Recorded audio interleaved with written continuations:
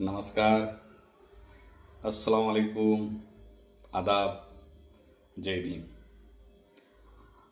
मागील अनेक दिवसापासून विचार करतोय की काहीतरी बोलावं।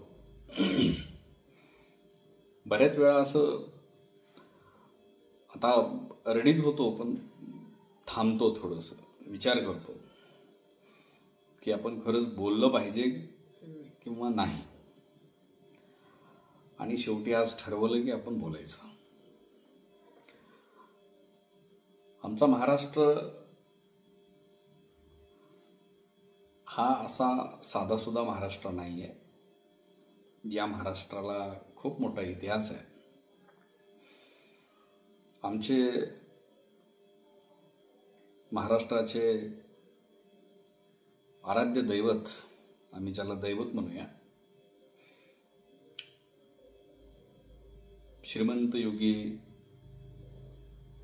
छत्रपती शिवाजी महाराज यांनी अतिशय ताकदीने आम्हाला या ठिकाणी स्वराज्य मिळवून दिलं। अशा या शिवाजी महाराजांच्या महाराष्ट्रामध्ये गेली 1-2 महिने झाले खूपच विचित्र पद्धतीने अराजकता चाललेली आहे। का वेगळ्या पद्धतीनं, वेगळ्या भूमिकेमधनं, वेगळ्या विचाराने ज्या महाराष्ट्राला शाहू फुले आंबेडकर अशा विचारांचा वारसा आहे, जिथे आज सगळे जाती धर्म अतिशय आनंदाने राहत आहेत, अशा वेळेला हळूच जसं पावसाळ्यामध्ये काही पावसाळ्यात छत्र्या उगवतात, माफ करा ग्रामीण भाषेमध्ये असं बोललं जातं की ते कुत्रे लघवी केली की ते पावसाळ्यात छत्र्या उगवतात, तशा पद्धतीनं पावसाळ्याच्याच आपल्या मागच्या काही महिन्यामध्ये 2-4 पावसाळ्यात छत्र्या उगवल्या आणि त्या छत्र्या कोणाच्या तरी इशारावरती डुलतायत। आणि या छत्र्यांना माझं एकच सांगणं आहे की बाबा, तुझा वापर हा फक्त पावसाळ्यापुरताच होतो किंवा उन्हाळ्यामध्ये कधीतरी खूपच ऊन असेल तर। आणि अशा कुठंतरी ऋतुमानाप्रमाणे वापरल्या जाणाऱ्या गोष्टीसारखे जे तुम्ही वागताय किंवा जे बोलताय ते चुकीचं आहे। मी सविस्तर त्या विषयावर येणारच आहे, परंतु असं काय वाटतं तुम्हाला की तुम्ही असं बोलल्यानंतर काय होईल असं वाटतंय? की तुम्हाला काही भारतरत्न मिळेल का, महाराष्ट्र भूषण मिळेल का, लागलीच तुम्हाला मोदी साहेब कुठंतरी मंत्रिमंडळात घेतील, आमच्या महाराष्ट्राचे मुख्यमंत्री, सन्माननीय मुख्यमंत्री आदरणीय देवेंद्रजी फडणवीस तुम्हाला मंत्रिमंडळात स्थान देतील। अरे बाबा, तुमची 4 दिन की चांदनी आहे आणि तुम्ही कृपा करून ह्या भानगडी करू नका। आता काय, ज्या ठिकाणी आज आमचा महाराष्ट्र हा अतिशय त्रासामधनं जातोय, इथला शेतकरी जो जगाचा पोशिंदा आहे तो परेशान आहे, इथले युवक बेरोजगार आहेत, काय कशाचा पत्ता नाही, कर्जबाजारी लोक आहेत, खायचे वांदे आहेत। आणि अशा परिस्थितीमध्ये तुम्ही जाती धर्मामध्ये तेढ निर्माण करणारे जे वक्तव्य करताय हे योग्य नाही। आणि मला ना कुठंतरी शंका येते की हे वक्तव्य करत असताना ते ज्या कोणत्या पक्षाचे असतील, त्या पक्षाची जी वरिष्ठ नेते मंडळी आहे, ही नेते मंडळी त्यांना फक्त समज देतो, आम्ही नोटिसा काढतो, अशा गोष्टीवरती म्हणजे महाराष्ट्राला ते म्हणजे असं काहीतरी तू कर, हां मी करतो, असा विषय चालला आहे। तर कृपा करून तुम्ही थोडंसं हे थांबवा, कारण एक म्हण आहे खूप सुंदर, अति तेथे माती। आणि मला असं वाटतंय की तुम्ही ज्या पद्धतीने जे भुंकत आहे, तर हे असं सोडून द्या. हे सगळ्यांना कळून गेले की तुम्ही काय भुंकत आहे, कुणाच्या दरवाजावरती किंवा गेटवरती तुम्ही बांधले गेलेले आहात, आणि तुम्हाला काय टाकल्यानंतर तुम्ही काय भुंकत आहे किंवा काय, हे सगळं असं बरोबर नाही असं. आणि माझ्यासारख्या एका उच्च शिक्षित मुस्लिम तरुणाला किंवा एखाद्या व्यक्तीला हे अजिबात पटत नाही आहे. तुम्ही हे असं समजू नका की आमच्या मुस्लिम धर्मामध्ये किंवा समाजामध्ये बोलणारी माणसं नाही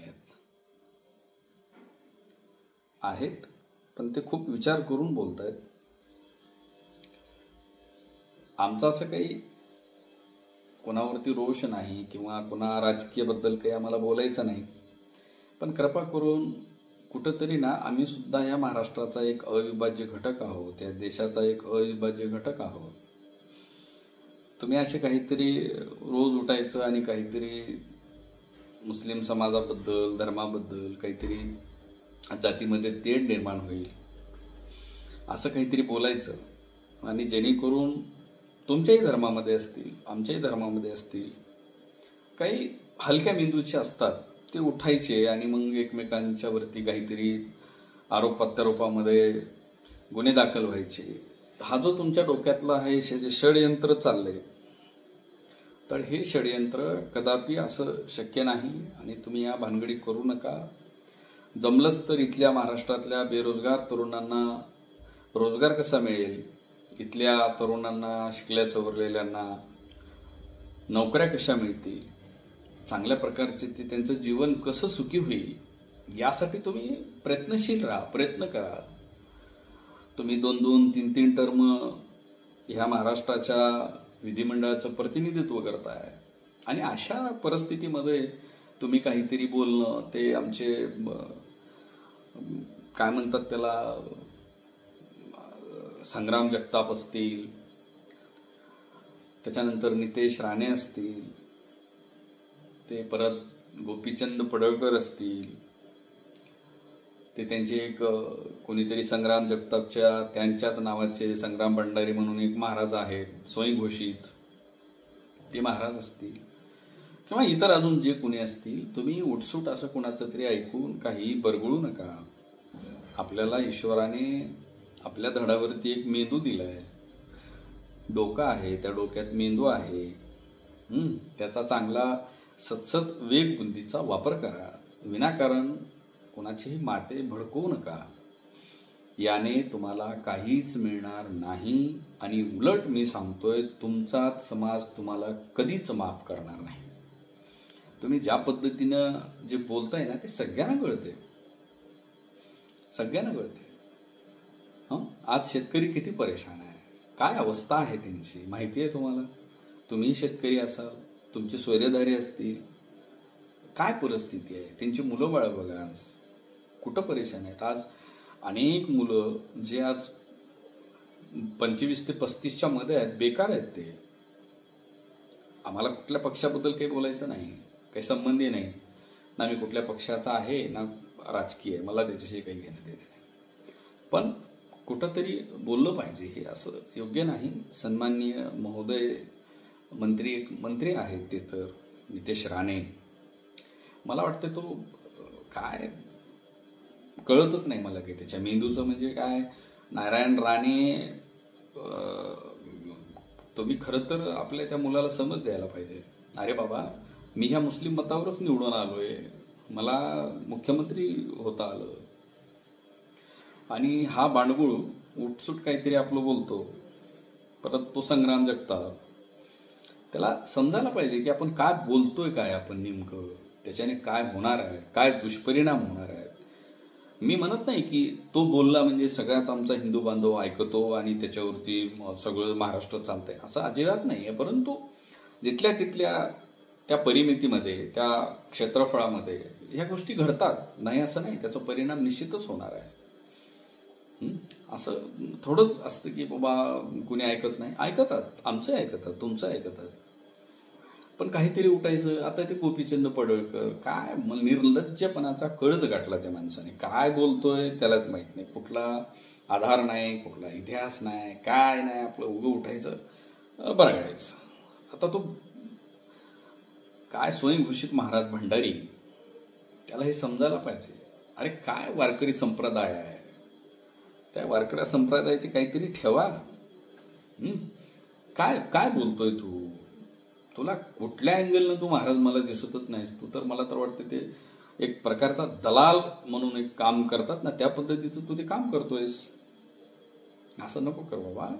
तुझ्याकडे एक कीर्तनकार म्हणजे एक दिशादर्शक असतो, मार्गदर्शक असतो, आणि तू असं कसं बोलतोयस रे बाबा? असं नका. कृपा करून कुणीही कुठल्याही कुणाच्याही धर्माबद्दल नाही बोललं पाहिजे. असं काय घोडे मारले तू तुमचं मुस्लिम धर्मियांनी, मुस्लिम समाजांनी? आज माहिती आहे का, ग्रामीण भागामध्ये आजही, तुम्ही इकडे शहरामध्ये कितीही बोला, ग्रामीण भागामध्ये आजही ते एक दुकानच्या सुखदुःखात असतात, एकमेकांच्या सुखदुःखामध्ये ते येतात, समाविष्ट होतात. अशाने असं तुम्ही विचित्र वातावरण तयार करू नका. बरेच माझे हिंदू मित्र आहेत. आम्ही अतिशय चांगल्या पद्धतीने, आज माझ्या वयाचे आता 45 होत आले, आम्ही चांगल्या पद्धतीने राहतो. आम्ही गुण्यागोविंदानं हसत खेळत एकमेकांचं आम्ही आनंद व्यक्त करतो, एकमेकांसोबत आम्ही दुःख व्यक्त करतो, एकमेकांच्या मदतीला येतो, एकमेकांच्या सुखदुःखामध्ये जातो, लग्न समारंभामध्ये जातो. काहीतरी नवीन मुद्दा आणायचा कधीतरी.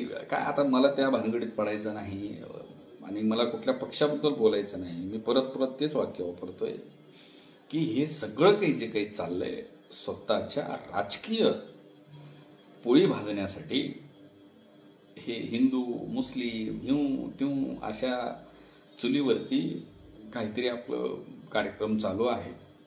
म्हणून कृपा करून हिंदू बांधव आणि मुस्लिम बांधव असतील यांनी आपापसामध्ये एकमेकांविषयी द्वेष निर्माण किमान आपल्या मराठवाड्यामध्ये तरी येऊ देऊ नका ती लाट. आपला मराठवाडा खूप छान आहे, चांगल्या पद्धतीनं आपल्याला, तुम्ही बघा आज मराठवाड्याचा इतिहास आहे. असतील 4-2 लोक असे तसे असतात, नाही असं मी म्हणत नाही. आमच्याही धर्मात असतील, तुमच्याही धर्मात असतील. परंतु आपल्याला अतिशय गुण्यागोविंदानं आनंदानं या ठिकाणी आपल्याला राहायचं आहे. थोडं तरी विचार करायला पाहिजे माणसाने की आपलं आयुष्य आहे किती, आपण जगतोय किती, त्या आयुष्यामध्ये आपण कुणाबद्दल द्वेष निर्माण करतोय, का बोलतोय आपण. अरे एक माणूस एक माणसाला शिवी देतोय म्हणजे हे खूप विचित्र आहे ना. बघा, विचार करा तुम्ही. आणि असं योग्य नाही, कुणीही नाही बोललं पाहिजे.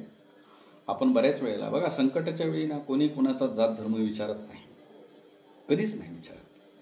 आता मागचा आपल्या इथं भयंकर पाऊस पडला, त्या पावसामध्ये कधी कुठल्या जर पुरामध्ये कोणी मुस्लिम अडकला तर कोणत्या हिंदूने विचारलं का, अरे तू मुस्लिम आहेस का, मरू दे मग याला जाऊ दे, असं नाही. कधी कुठल्या पुरामध्ये कोणी हिंदू अडकला तर काय तिथल्या मुस्लिमांनी कधी विचारलं का काढत असताना, अरे तू हिंदू आहेस का, नाही बुडू दे, असं नसतं. तिथं माणुसकी हा धर्म येतो. म्हणून ह्या राजकीय स्वार्थापोटी जे काही अनापशनाप बोलतात, समाजामध्ये तेढ निर्माण करतात, यांच्याशी कृपा करून मुस्लिम असतील, हिंदू असतील, आमचे दलित बांधव असतील, इतर कुठल्याही धर्माचे असतील, कृपा करून त्याच्या पाठीमागे काय दडलंय, लपलंय, ह्याचा थोडासा शोध घ्या. आणि विनाकारण द्वेष आपापसामधल्या हे आणण्याचं काही कारण नाही. आणि मी पुन्हा एकदा असं सांगू इच्छितो बरं का, नितेश राणे असतील, पडळकर असतील, की ते संग्राम जगताप असतील, किंवा ते भंडारे असतील, किंवा भिडे असतील, एकबोटे असतील, हे तुम्ही हे विनाकारण असं काही उगं उठलं की भोंगा असं उगं वाजवू नका सकाळी सकाळी. ते तुम्ही आम्हालाच म्हणता तुम्ही भोंगा वाजवता. तुमचा काय भोंगा आहे रे? उठलं की उगं भोंगा आपलं चालू. असं नाही. आम्ही वाजवतोय किती रे, 1-1.5 मिनिटासाठी भोंगा. काय म्हणजे बोलायला खूप आहे. जर कधी वेळ आली ना योग्य पद्धतीने तर आम्ही डिबेट करायला तयार आहोत. कधीही तयार आहे मी, मला बोलवा. पण असं काहीतरी उगं बोलायचं नाही. उठलं हलक्या मेंदूचे अर्धवट ज्ञान असणारे काही माणसं काहीतरी उगं कॉमेंट करतात, सोशल मीडियावरती लिहितात, काहीतरी बोलतात. काय इकडचा आधार नाही, तिकडचा आधार नाही, कुठला इतिहास माहीत नाही, ह्याचं ऐकायचं, बोलायचं आपलं. इकडचं थोडं उचलायचं, टाकून द्यायचं, झालं, त्याच्यावरच चालवायचं. असं नको.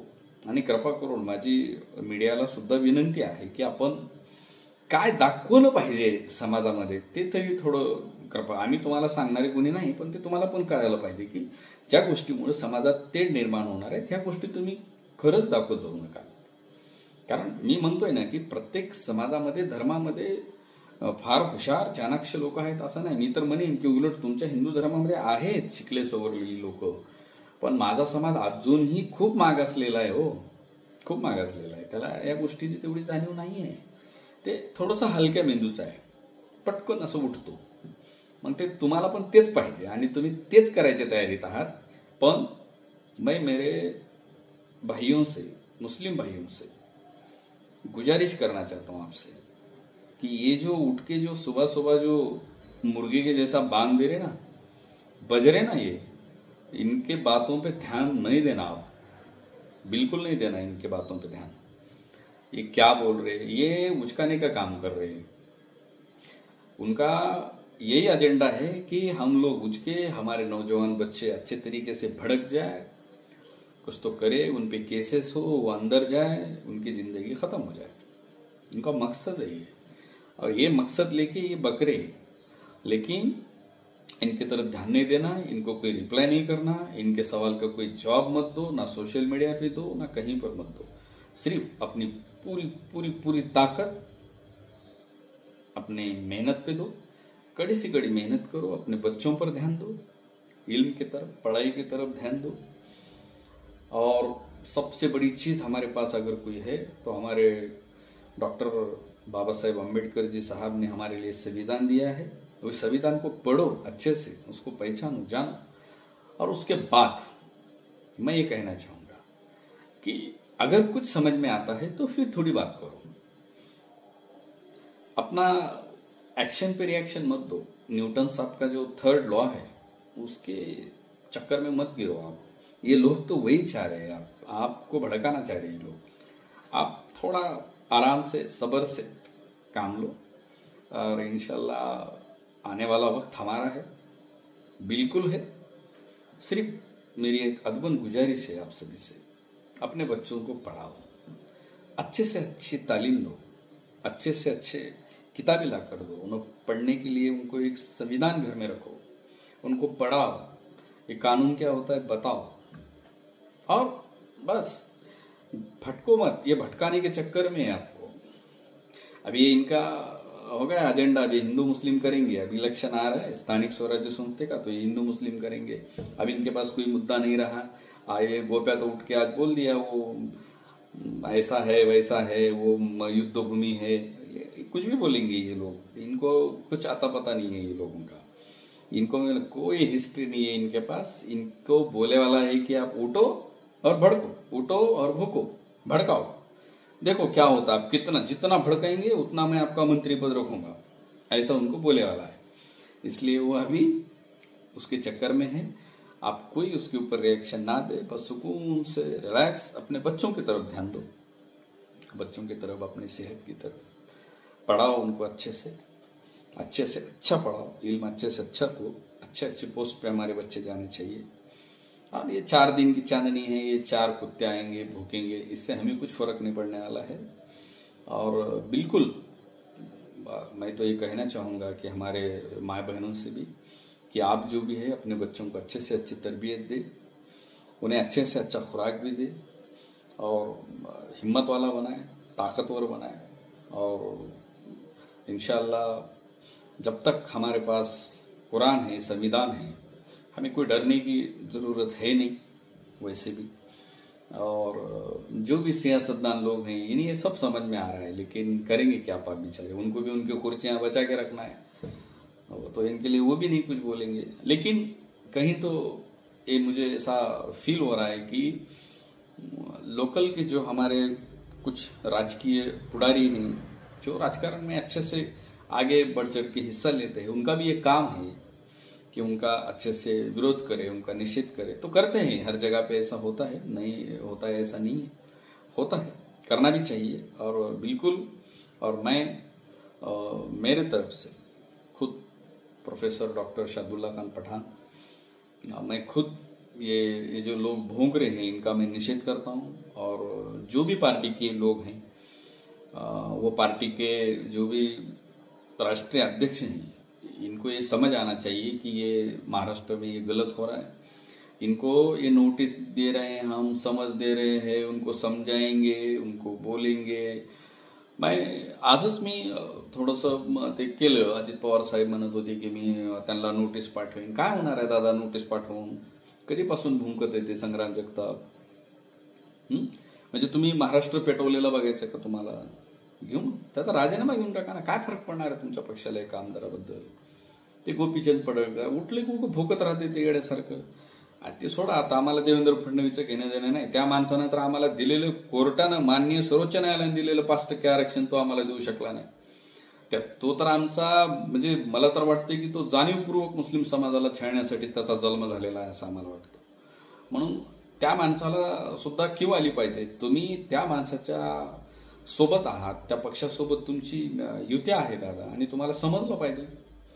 तर त्याही माणसाला तुम्ही समज न देता त्याचाही राजीनामा घ्या. तो उठलं काहीतरी आपलं बोलतो, त्याच्यानंतर परत ते तुमचं नितेश राणे, अहो त्याला तर कवडीची अक्कल नाही. ते नेपाळी काय बोलतो, ते उठलं की आपलं काहीतरी भूकंत राहते. ते तुमच्या मंत्रिमंडळामध्ये आहे, तुम्ही त्याला बोललं पाहिजे की ह्याचा आपल्याला खूप त्रास होणार आहे भविष्यामध्ये. आणि हे तुम्ही तुमच्या डोक्यातनं काढून टाका राजकीय नेत्यांनो आणि पुढाऱ्यांनो. हे बघा, जर मुस्लिम समाजातील जागरूक मुस्लिम समाज जर रस्त्यावर आला तर तुम्ही कुठलेच राहणार नाही. फक्त आम्ही काय विचार करतोय की बाबा काय करायचं आहे आपल्याला, नको, आपण अल्पसंख्याक आहोत, आपण आपलं गुण्यागोविंदानं राहूया, आणि बस. आम्हाला काय, आम्हाला देवदेव करायचं आहे बस. आमच्या मुलाबाळांना चांगलं शिक्षण द्यायचं. आम्हाला काही तुमचं राजकारण नको, तुमचे पदं नको, तुमच्या खुर्च्या नको. अहो देऊन देऊन तुम्ही काय देताय? फार फार तरी एखादी नगरसेवक पण, इकडे राजकारणामध्ये नोकऱ्यामध्ये तुम्ही काय देताल? सेवक बनवचाल, फार फार तर क्लर्क बनवचाल. काय म्हणजे तुम्ही काय करू शकत नाही. आणि आम्हाला सगळं कळून चुकलेलं आहे. तुम्ही एखाद्या ठिकाणी, अहो मी सांगतोय, लातूर जिल्ह्यामध्ये आतापर्यंत किती लोक जिल्हा परिषद मेंबर होते मुस्लिम समाजाची, असं एकाच हाताच्या बोटावर मोजण्या इतकीच लोक झालेली आहेत. काय लावताय तुम्ही? काय बोलताय? कुठंतरी आपलं काहीतरी दिल्यासारखं एखाद्या तालुक्यामध्ये कधीतरी कुठंतरी लातूर जिल्ह्यातल्या नगराध्यक्षपद द्यायचं आणि बस त्याच्यावरच सगळं आपलं राजकारण. 5 वर्ष आम्ही इथं हे दिलो, आम्ही तिथं ते दिलो. काय कुठलं आहे? आमच्या टक्केवारी बघा, मतांची टक्केवारीनुसार तरी तुम्ही ती पदं द्यायला पाहिजे. ते तुम्ही पण नाही देऊ शकत. नाहीलाच आहे. लातूर जिल्ह्यामध्ये आज जर पाहिलं तर आज जसं अनेक प्रकारे इकडचे तिकडचे मतदार पळापळीचा कार्यक्रम चालू आहे स्थानिक पातळीवर सुद्धा, त्याच पद्धतीनं जर तुम्ही असं जर केलात ना तालुक्याचं, तर किमान लातूर जिल्ह्यामध्ये एकतरी आमदार होऊ शकतो. पण नाही, तुम्हाला करायचंच नाही, ते होऊच द्यायचं नाही तुम्हाला. आणि तुम्ही अशा भूमिकेतनंच राहता, तुम्हाला ते नको आहे. आणि कुठं एखाद्या ठिकाणी जर कुठं नगराध्यक्ष पदालाही जर कुणाला काही संधी मिळत असेल तर तिथंही तुम्ही तुमच्या पद्धतीनंच राजकारण करणार आहात. आणि हे आतापर्यंत चालत आलेलं आहे, याला आपण काही असं. आणि त्याच्यात आमचाही समाजाचा काही रोल असतो, दोष त्यांचा भरपूर दोष आहे की ते एकत्र येतो, पण ते आपापसामध्ये तडजोड करून समजूतदारपणाने काही मार्ग काढत नाही. हाच विषय आहे. आणि म्हणून बाकीचा विषय जाऊ द्या, पण जे सेक्युलर आणि सेक्युलरिझमच्या नावाखाली मुस्लिम मतं घेत आहेत आणि मुस्लिम मतांच्या जोगवा करून आम्ही मग त्यांच्यामध्ये ते दान करतो आणि मग ते झालं, संपला विषय. अहो कुठंतरी असं नसतं. आणि बघा, अति तिथं माती. मी परत बोलतोय की कृपा करून तुम्ही विनाकारण मुस्लिम समाजाच्या तरुणांची माते भडकवू नका. आणि मुस्लिम समाजाच्या तरुणांना विनंती आहे, ही ह्यांना भुंकू द्या. तुम्ही ह्यांच्या भुंकण्याकडे लक्ष देऊ नका, अजिबात लक्ष देऊ नका. आपण आपल्या फक्त कार्यावरती लक्ष द्या, आपल्या मुलाबाळांच्या शिक्षणाकडे लक्ष द्या. आणि बस, गुण्यागोविंदानं ह्या समाजाला सगळ्यांना कळून चुकलेलं आहे. या राजकीय लोकांना सुद्धा माहिती आहे की आपण ह्यांना फक्त एकच करू शकतो, हिंदू मुस्लिम. यांचा कार्यक्रमच ते असतं. त्यामुळं यांच्याकडे लक्ष देऊ नका, आपल्या मुलाबाळांकडे लक्ष द्या, चांगल्या पद्धतीने शिक्षण द्या. याच्यानंतर मी अतिशय चांगल्या शब्दामध्ये व्यवस्थिशीरपणे बोललोय. जर मला वाटलं तर मी 2-4 दिवसात चांगल्या पद्धतीनं गोप्या, संग्या, नित्या आणि ते भंड्या ह्या चौघाचा हे चांगल्या पद्धतीनं समाचार घेईन आणि मग मी समर्थ आहे. तुम्ही या आमने सामने आपलं एकदा होऊ द्या, आपण बघूया. जय हिंद, जय महाराष्ट्र, जय भीम, जय भीम.